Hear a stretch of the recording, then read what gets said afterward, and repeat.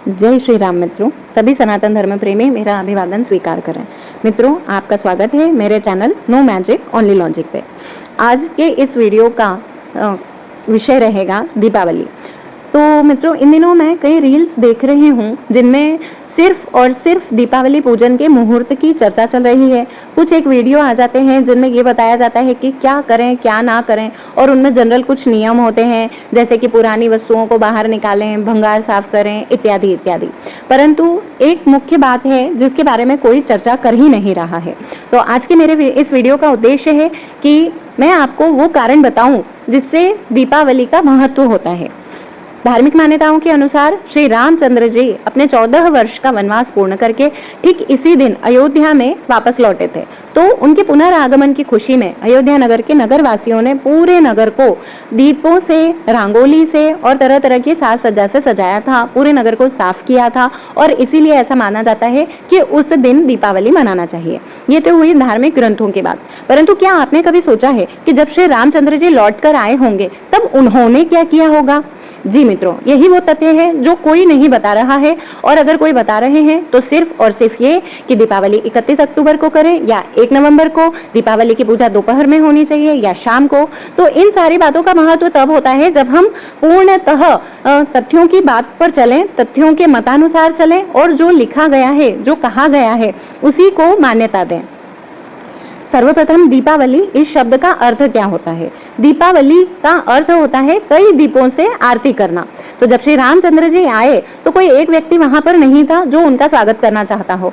उस नगर के प्रत्येक निवासी के मन में यह इच्छा थी कि अपने राजा का स्वागत सबसे पहले वही करे। तो इस क्रम में हुआ ये कि सभी लोग अपने घर से एक एक आरती की थाली सजाकर ले गए, और सभी ने जो जहां खड़े थे उसी स्थिति में भगवान श्री रामचंद्र जी की आरती की। इसीलिए यह शब्द बना दीपावली, यानी कि दीपों की माला, यानी कई दियों से की गई आरती। ये इस शब्द का सही और मूल अर्थ है। अब बात करते हैं नियम की। जब नगरवासियों ने राजा रामचंद्र जी को नगर में पुनः बुलाया तो भगवान श्री रामचंद्र जी ने अभ्यंग स्नान किया। सर्वप्रथम मित्रों, अभ्यंग स्नान किया जाता है दीपावली के दिन। अभ्यंग स्नान का अर्थ होता है उबटन, तेल इत्यादि से लेप करना, मालिश करना और उसके बाद में स्नान करना। इस विधि से किए गए स्नान को कहते हैं अभ्यंग स्नान। इसमें सर्वांग स्नान होता है, सिर के बालों से लेकर पैर के नाखूनों तक हर अंग को स्वच्छ एवं शुद्ध किया जाता है।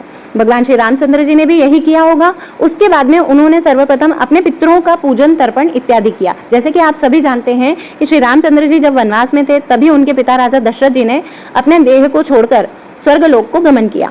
अतः उन्होंने आने के बाद अभ्यंग स्नान किया और फिर अपने पिता राजा दशरथ एवं अन्य पितरों को तर्पण, पूजन इत्यादि करके संतुष्ट किया। मित्रों, जब तक हमारे पितर संतुष्ट नहीं होंगे, हमारे द्वारा किए जाने वाला कोई भी कर्म फलित नहीं होगा। क्यों? कि पितृ ठीक उसी तरह से हमारे जीवन में महत्वपूर्ण होते हैं जिस तरह से किसी पेड़ में, किसी वृक्ष में जड़ें महत्वपूर्ण होती हैं। हमारे पितृ ही हमारे मूल होते हैं। यदि हम जड़ों को पानी ना पिलाएं तो पेड़ एक दिन सूख जाता है। ठीक उसी तरह से कोई भी शुभ कर्म करें तो सर्वप्रथम हमें अपने पितरों को संतुष्ट करना चाहिए। तो आगे बढ़ते हैं। सबसे पहले दीपावली वाले दिन अभ्यंग स्नान किया जाता है। उसके पश्चात तर्पण और पितरों का पूजन किया जाता है। उसके बाद में तो मित्रों, कर्म समझें। सबसे पहले प्रातःकाल अभ्यंग स्नान के पश्चात आप करेंगे पितृ तर्पण अथवा पितृ पूजन। पितृ पूजन करने के बाद में घर को स्वच्छ करें, घर को सजाएं, दीप मालाओं से, रंगोली से, फूलों से, अन्य वस्तुओं से अपने रुचि अनुसार आप अपने घरों की साज सज्जा कर सकते हैं। इसके बाद में शाम के बाद प्रदोष काल में अथवा सबसे शुभ अर्धरात्रि में आप लक्ष्मी देवी का पूजन कर सकते हैं। यहाँ मैं आपको व्रत, पर्व, त्योहार, निर्णय सूत्र, जो कि पंचांग के अंतर्गत आता है, बताना चाहूँगी, जिसमें लिखा हुआ है। यह श्लोक आप पढ़ें मित्रों। प्रदोष अर्धरात्रि व्यापिनी मुख्या एकैक व्याप्तो पर है। इसका अर्थ होता है प्रदोष काल एवं अर्धरात्रि व्यापिनी अमावस्या के दिन श्री महालक्ष्मी पूजन शुभ है। दूसरी जो स्क्रीन आ रही है उसमें भी यही दिया हुआ है, अन्य शब्दों में बताया गया है, जहाँ दीपावली का पूजन दूसरे दिन ही करने के लिए सुझाव दिया जा रहा है। तो हम दूसरे दिन ही अमावस्या का पूजन 1 नवंबर की रात्रि को करेंगे। अब बात करते हैं लग्न की। वृष लग्न और सिंह लग्न को पूजन के समय के लिए अत्यंत शुभ माना जाता है। तो सामने दी गई सारिणी में आपको वृष एवं सिंह लग्न का 1 नवंबर का समय दिखेगा। अब मुहूर्त की बात करते हैं। तो ये है दिन का चौघड़िया और इसके बाद में आता है रात का चौघड़िया। यहाँ जो समय दिया हुआ है इसमें अपने शहर के सूर्योदय के समय अनुसार आप गणना कर सकते हैं। ये रात का चौघड़िया है, इसमें भी जो भी आपका सूर्यास्त का समय है उसके अनुसार आप गणना करके मुहूर्त निकाल सकते हैं।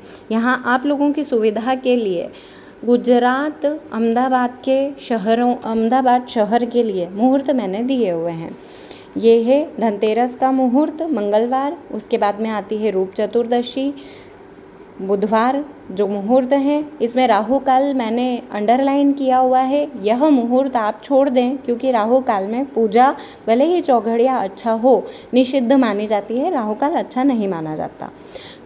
तो देखिए इसी तरह से आप गूगल पर अपने शहर की सूर्यास्त और सूर्योदय देख सकते हैं। तो मित्रों ये था आज का हमारा वीडियो जिसमें मैंने अपने मतानुसार आपको दीपावली के महत्व, पूजन की विधि और दीपावली का इतिहास बताया। यदि आप मेरे द्वारा दी गई जानकारी से सहमत हैं तो इसी तरह से पूजन कीजिए। किसी भी तरह की धार्मिक मान्यताओं को जाने बिना पूजन का कोई महत्व नहीं होता है। तो मैं यही चाहूँगी कि आप सभी पर देवी लक्ष्मी जी की कृपा हो, सभी के घरों में सुख शांति और समृद्धि का चिरकाल तक वास हो। इसी मनोकामनाओं के साथ दीपों भरे त्यौहार का स्वागत करें मित्रों। सभी आपके जीवन को दीप माला की तरह प्रकाशमान करें। यदि मेरा वीडियो आपको पसंद आया हो तो लाइक, शेयर और सब्सक्राइब करें। सद्भावना के साथ शुभ दीपावली। आप सभी का त्यौहार मंगलमय हो। जय श्री राम।